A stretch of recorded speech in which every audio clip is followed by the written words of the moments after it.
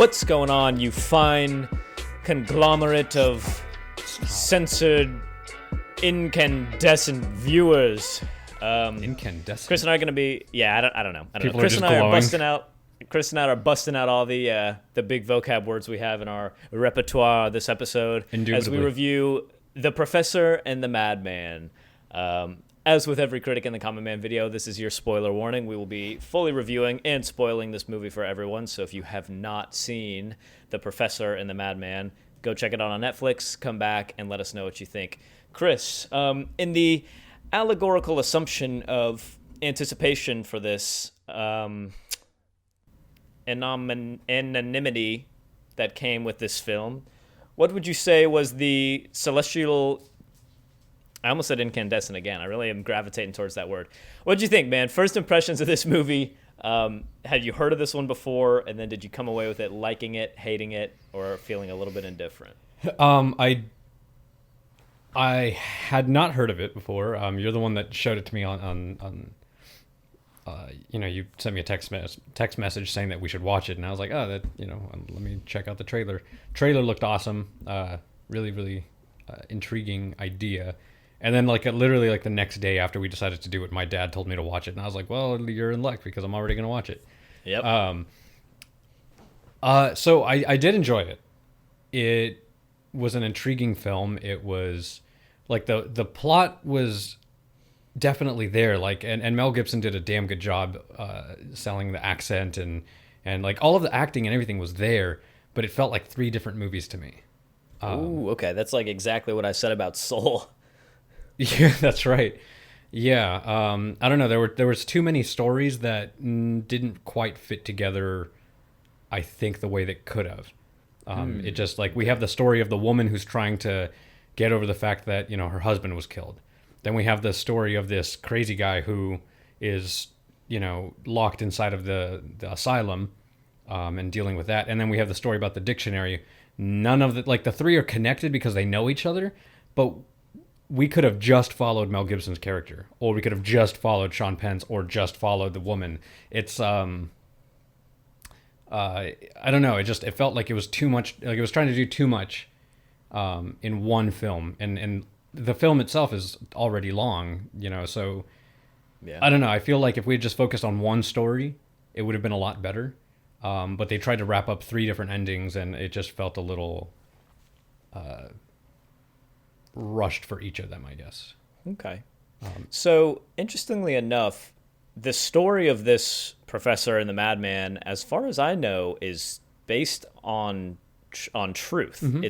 This is basically a true story. Yeah, you see the pictures of them at the end. Yeah, and so this was written, I got some notes here. This was based on a 1998 book called The Surgeon of Crawthorne.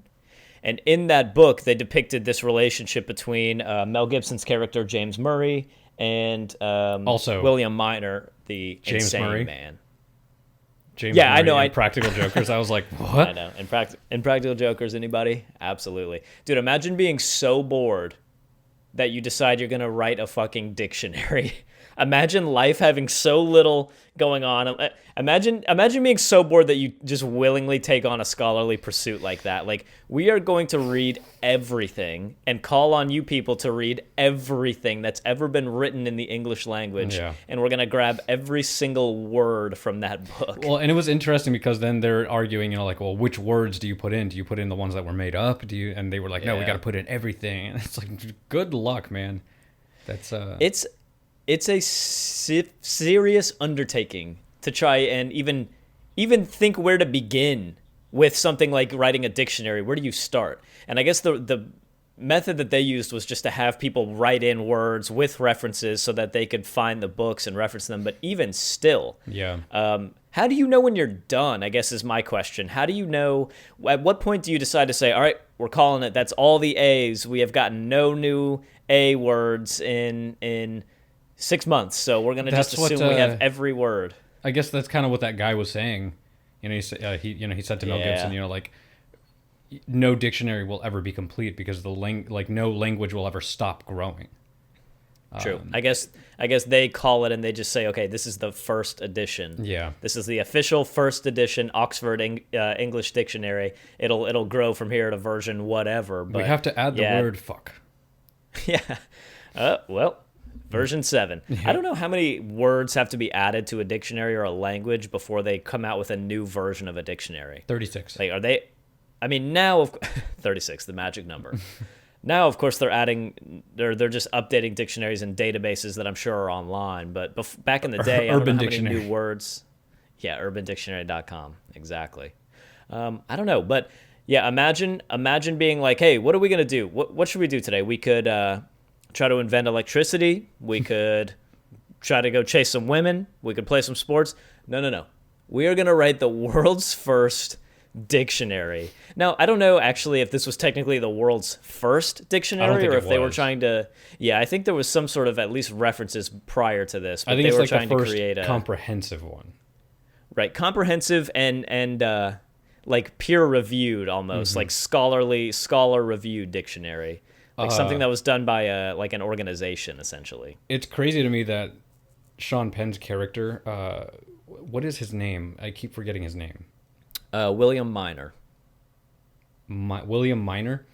Yeah, I'm pretty sure that's what it was. He looked like he was a Civil War veteran. If I got the costume right when we saw little glimpses of him. Yeah, Civil War. Dude, he looked like Abe Lincoln to me. I don't know why. This dude has like a very Abe Lincoln face. Like when he was going mad and stuff, his cheeks were getting kind of flushed. I'm like, this is Abe Lincoln. The story itself, I don't know if for the sake of the movie, I didn't mind the fact that there was these multiple stories being told. But I will agree that we had enough there just to be interested in Mel Gibson's part of the story alone. I actually would have liked to have seen a little bit more of them working through the dictionary and pondering new words and finding things and really obscure references. Well, like the art, art on the back wall and stuff, like that kind of stuff it's intriguing. Like if you're watching this movie, you're already into that kind of shit. So like give us more. If you're going to make a scholarly, agreed. If you're going to make a scholarly movie, don't shy away from the scholarly aspect of it. It felt like they were just trying to dive from theme to theme in the film, and there was no cohesiveness to it. There's just too many stories being told. So normally we obviously save the Rotten Tomatoes scores for the end, but I want to bring them up earlier in this one because I think it's going to lead to an interesting conversation. I have not yet seen such a big difference between the critic and the audience score on Rotten Tomatoes for any movie that we've reviewed yet. So do you want to guess, or do you want me to just tell you where this thing comes at for the critic score? The critic score, I would say maybe a 6 or a 7. Yeah, like 60 or 70%, you mean? Yeah. Okay, yeah. So the critics hated this. It comes in at a 41% critic score, which is weird enough to me because I didn't think the movie warrants that low of a score. Mm-mm. But then you add in the fact that the audience score is an 81%. So you're talking about a 40 percentile, like a 40 percentage point difference between the critic and the audience score on this movie in Rotten Tomatoes. Now, you'll obviously disclose which of those scores you follow more closely, but why do you think this one rates so low on the critic standpoint and yet fairly high I can understand why it rates at an 81% on the audience score, but where do you think that 41% is coming from? I think that it's kind of important to remember that a film doesn't necessarily have to hit every mark of what is considered a professional film. Like, there's like a standard in film, and as critics in film school, you're taught to kind of see the signs. This is act 1, act 2, act 3. This is the theme. This is the inciting incident. The turning point, the midpoint. You learn where those beats are, and if you want to be a screenwriter, you learn how to hit those beats. And I think it's also important to remember that as a normal viewer, as a common man, none of that stuff matters. And I think it's interesting to see that because just because a film hits those beats doesn't make it good, and just because it doesn't hit those beats doesn't make it bad. So like I'm looking at it from a critic's point of view, and I'm telling you that I feel like there's too many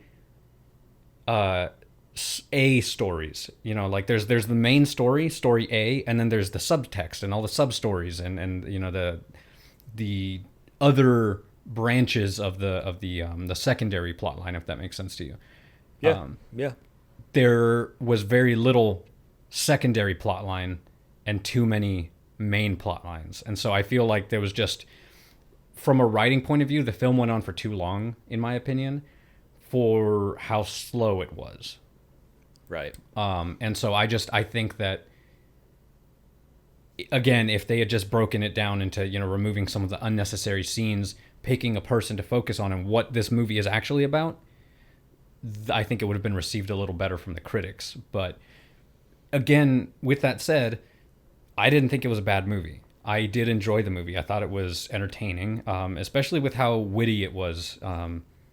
You know, like I was laughing with them when they were just saying words back and forth, and I don't know why I was laughing. I was just like, this is so Chitty. stupid. Yeah, chitty. To chit. They But just, they just die laughing. yeah, and it's funny because, you know, their laughter is contagious. Like, there's human emotion in this that is compelling. But I think that from a story point of view, it was lacking. And I think that's where the difference comes from. From a story point of view, the critics are saying this wasn't very good because they're picking at it. And I think from a viewer, from an average viewer, they're seeing it and saying, no, this you know, it was entertaining. And Yeah, I'm with you on this. I feel like the movie had two things going strongly for it and basically everything else going against it. The things that it had going for it were, number one, Mel Gibson. This film, to me, actually, it was kind of just a nice reminder of the fact that Mel Gibson is a fucking crazy good actor. phenomenal Like, you can actor. say what you want about Mel Gibson and his private life, his personal issues, whatever. I don't care. The guy can fucking act, Yeah, he man. can. And you look at the different roles that he's had, and you take on the accents that he's chosen, and you look at Mel Gibson through the years and all the things that he's done. The dude has some serious acting chops. Yeah, Braveheart, The Patriot. Yeah, he can carry a movie big time. Mel Gibson can really carry Absolutely. a movie. The Even other thing the I one thought that we this- just saw. the Eye of the Storm one. What was that called? Uh, What the fuck was that called? I know. I'm trying to. The one where you guys know the one, the storm one, where they're in the fucking hurricane. What was that movie in Puerto called? Rico? Man? Yeah. Oh my God, what is it called? Fuck, I gotta look it up. Hold on. Hey, past Chris. Wait, no. Hey, future Chris. What's the movie called? Show me right here. Oh, thanks. I Force beat of you. Nature. Thank you. I Force beat of you, though. Nature. That was it. Nice. My Nice. teammate, future Chris, and I, we got it. You guys are first good. before you. Yeah. I know. I keep watching these back. It's frustrating, man. I'm too slow. Force of Nature. Mel Gibson can absolutely carry a movie. So they had Mel Gibson going strongly for them. The second thing that they had going for them, that this was actually a really creative story to be telling. And by story, I'm talking about the creation of the dictionary. Mm-hmm. It's something so dull and so boring sounding that you wouldn't think is interesting. But then you start to understand the challenges that they faced in just trying to accomplish this. Yeah. And it gets that really fun, exciting, scholarly feel to this movie. You know. So- Oh, sorry. Go ahead. No, I was just going to say, so while it had those two things going for it, it's not just that the rest of the movie was just bland, it's that the rest of the movie pulled it down. The fact that main fun, witty, new story was dragged down by the other stories that you're talking about so much, the fact that this Madman story and his descent into madness and his issue with this woman whose husband he killed, that was all too much. And it was bland, and it didn't do anything to the plot that people really wanted, which was Mel Gibson being a genius and tracking down vocabulary, and this guy happening to know a bunch of words. And you're right. I mean, the reason that I watched the movie was because the trailer set us up with a movie about an intelligent man going against the odds, you know, and scoring a position that he was not fit for. That's what the trailer kind of showed us, was this man standing in front of and challenging the authority figures, the scholars at the time, and showing them that, you know, he could do what they couldn't. That's what the film kind of set us up for. Yes. And it I don't know, I provoked feel like intelligence. It was like Exactly, a very yeah. intelligent film. He's like, define a word comes to mind, clever. He's Yes. like, oh, clover from Low Germany, meaning Yeah. quick or witty. And he's like going through it. It's, oh, this is This is fucking cool because you don't think about it. We have all these words that we use every day. We have dictionaries. We have our phones that autocorrect this and that. And you have every word ever written or said that's official at your fingertips. And this movie kind of provokes the idea of, well, where did that all come from? It was a very fresh story. The other main plots that you say that kind of took this off path did exactly that. It just sort of derailed this story. Well, and that's just it. You know, they gave us a drama about a love interest when that's not what people signed up for. And I think that's what, like, not that it's not interesting, because if that's what the movie had kind of shown itself as, I think people would have received it, critics would have received it better, or if the film focused on that. But you have a film about a man who committed murder and they're falling in love, kind of, and you're not really sure if you feel bad for him or not. And then this a movie man was creating way a too dictionary. much Madman. Yeah. Way too much Madman, not enough Professor. Yeah. I was thinking this would be more like Slumdog Millionaire, where it's like he's like giving him the words and he's in prison and he's like, chitty, and they're like beating his ass like, how do you know that word? That I would have liked to have seen more of that as opposed to this just, like you said, drama. How did you know the answer to that? I was a Civil War surgeon, and the whole I don't know the Madman story I actually thought was somehow more boring than the story of them inventing the dictionary. The demonic nose hairs was great. Oh my god, yeah, that was pretty funny. No, I mean, overall, it's an interesting movie. I might actually watch it again. Like, I think it was interesting enough that I'd watch it again. But yeah, that intelligent trailer that they give you, if the movie had been much more of that, and him having to track people down or track books down, maybe in a really remote location, and he has to go find some first edition book that some museum has, and he's got to travel out there and discover the words. I feel like this movie really could have been The Professor, and that would have pretty much been enough. I think when you bring in the Madman and you turn it into a drama, you hit that nail on the head for sure. I think that's what makes this thing too convoluted, and it definitely started to lose me. Yeah. It definitely started to lose me with that. So then I'm curious. I was just about to ask you the same thing. So yeah, I'm somewhere right in the middle. Again, Mel Gibson does a great job of carrying the intelligence in this. It's quirky how he goes about it, and you feel interested in what he's doing. Unfortunately, like you said, the other main stories that we have just drag this one down. I think I'm going to give The Professor and the Madman a 7. I think this one had so much potential to be a really, really good movie. I think this had potential to be a classic. It just, when they turned it into a drama, I think they lost a lot of the audience there. So I think I'm going to come in with a 7 on this one. I really appreciated Mel Gibson's acting in this. I would watch it again if there was more of that. Again, just too much of the Madman. What about you? I'm pretty much right there. I think I'm going to go in just a little bit lower to 6.5. Okay. Just from a critic point of view, I think it lacked a little bit in that. But the performances were strong. The acting was strong. The cinematography was great. The set design, like, I totally bought the world that they created, and that it felt like, it was from the time period. And, it's a high-end movie. Yeah, and you know what, man? As we talk about this, I think you're right. I am actually gonna. You've kind of swayed me on this one. I'm gonna go down to a 6.5 too. Yep. I honestly feel like if I was to honestly rate this movie a 6.5, I'm totally not even gonna do anything with that. Like, I'm not gonna put a number there. Or anything. I'm just writing on the whiteboard. On the whiteboard, you wrote that backwards probably too. Like, all right, 6 to the viewer would be. There we go. All right, I tried to write it backwards so the viewer gets it right. We'll see. Hi, I'm Daniel. This is the Disney Channel. It's just squiggles everywhere. That's it, man. I mean, do you have anything else for The Professor and the Madman? I feel like this one, just the word of the day for me is potential, unmet potential, I think. But what about you? You got anything else for this one? No, I think that's it. All right, guys, you heard it here first. That was the Critic and the Common Man review of The Professor and the Madman on Netflix now. You guys all watched it. Again, leave a comment down below. Get involved. We're engaging with all of these comments because we don't have, it's not that big of a channel, so we can totally manage it.